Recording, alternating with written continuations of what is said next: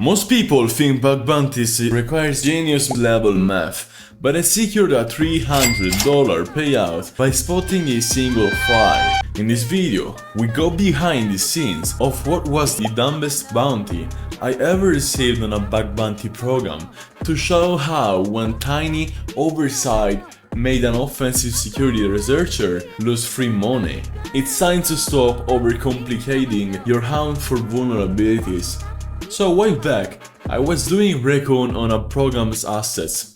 Nothing fancy, just working through subdomains one by one, and I land on this website. The second thing I normally do is running Feroxbuster, which for who doesn't know, is just an asset discovery tool that aims to identify available shares or file on a website. And I found this old PHP based composer directory, not the login page, not the API, not some flashy admin panel, just a random file sitting 3 folders deep. I requested directly, I never changed parameters, made no injection, nothing clever, and it throws an error, a raw unhandled PHP error, the kind that used to be everywhere on the internet in 2005. And that error dumps the full server installation path straight into the response body. And you might say, so?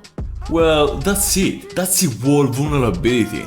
I didn't change anything, I didn't pivot, I didn't need a proxy tool doing backflips, I just requested a file that shouldn't be error prone in production. Now here is the part that made me almost not report it, and I believe that other hunters missed this vulnerability because of this. Information disclosure was listed as out of scope on this program.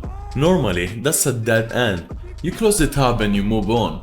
But this specific issue has a CVE. As many of you already know, CVEs has a year date, right? You wanna know which year was this CVE coming from? CVE 2003-15-35. Yes, 2003. This bug is old enough to vote. And that's the trick most hunters miss. Scope exclusions are usually written for generic low-value noise, verbose error pages with zero real impact. But when a finding maps to a recognized CVE with an actual MVD security rating, you're not reporting an information leakage anymore. You're reporting a documented, classified vulnerability. So I wrote it up. Summary, steps to reproduce, CVE reference and impact. And I also called out in my first comment that I was submitting it despite the scope note and why. Triage responded same day, confirmed valid, bumped the severity from 4.3 to 5.3, paid out $300 and closed everything 12 days later. I didn't chain exploits, I didn't obtain remote code execution,